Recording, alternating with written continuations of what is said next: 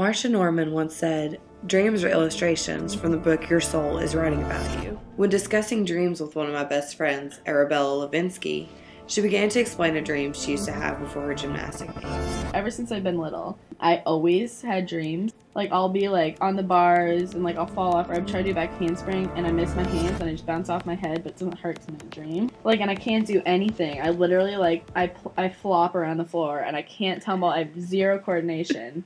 And I've had those dreams since I've started competing. Unfortunately, when she was having these dreams, Arabella never realized how true they would actually become. From an early age, Arabella knew what she wanted to do with her life. Well, I started when I was 2, and my mom put me in a gymnastics class. I was basically, like, in diapers doing it. She not only excelled on the mat, but on other fields as well. Since kindergarten, I did soccer. And since then, I've done soccer all year round and gymnastics all year round. And I've tried side sports like tennis and golf, and those didn't really stick well. And then I picked up lacrosse in high school, and I just did 1 season of that every year since. I was the girl who did every sport. I got voted most athletic by my classmates. I was like looking at like just small D3 soccer schools. I was like talking to some gymnastics places for college. Being an athlete didn't come without its injuries, and one major one that would sideline the most athletic award winner for what could have been the rest of her life. It was my junior year. I remember I had just come home from the chiropractor, and I went to a 5-hour practice. I was doing a full, which is like round off back handspring, and then you do a full, which is like you flip with your body straight, but while you're flipping, you also are twisting 360 degrees the other way.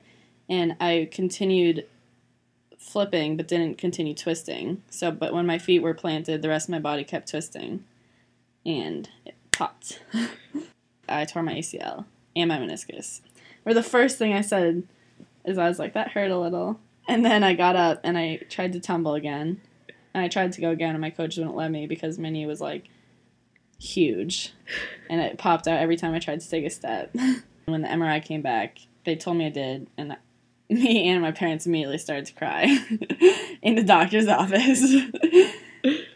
After surgery, Arabella began to find out just how hard recovering actually was. It took me a month to get to surgery because I had prehab, which I built up my muscle and got my range of motion back. And then they laparoscopically went in, and they went in the back of my leg and took out part of my hamstring, and they tightened it and like shaved it down and took out my old ACL and put my hamstring where my old ACL was.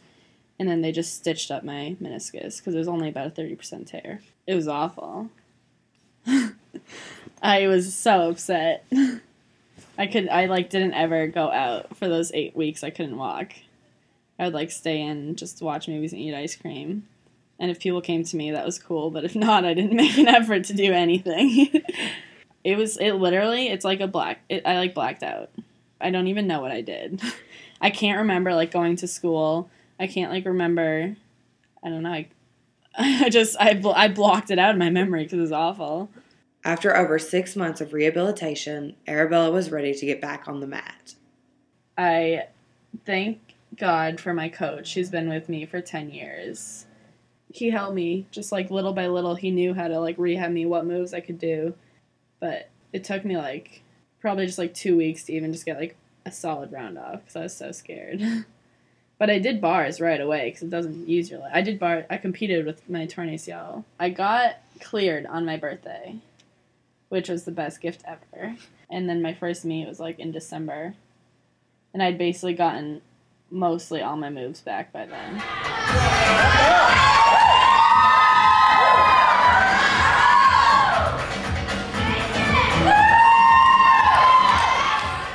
Arabella's experience is one that many can relate to. Her unconventional words of wisdom can help someone in almost any situation. I would be like, grow a pair, listen to me. I'll coach you through this. I'd just be like, it's going to be a long, like 9 months. If you do it correctly, it's going to be 9 months.